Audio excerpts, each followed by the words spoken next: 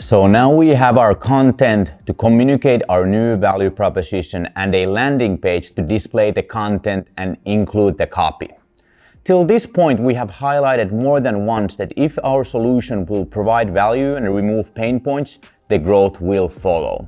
We still firmly stand behind this, but it's also important to acknowledge that the amount of content, noise, and competition, direct and indirect, will simply increase every day.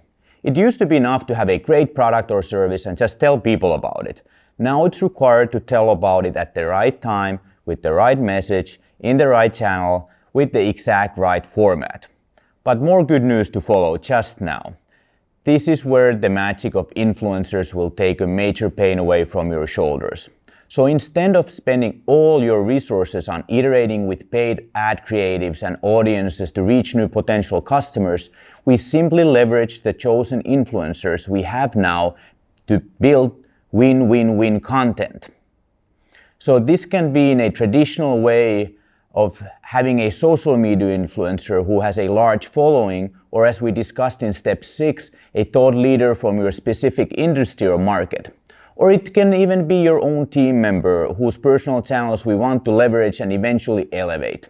Or like in our campaign, we combine our team members with Nordic unicorn founder advices and other celebrated business experts who will also bring our campaign traffic through search engines and general interest through the respected expertise their strong personal brands carry.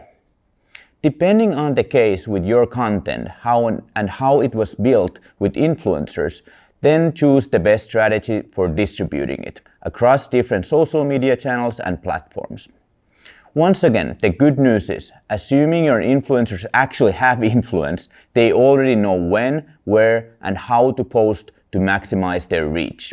We're happy to then talk specific best practices for how your brand can also make the most out of the produced content in your own channels, but a good general advice is twofold.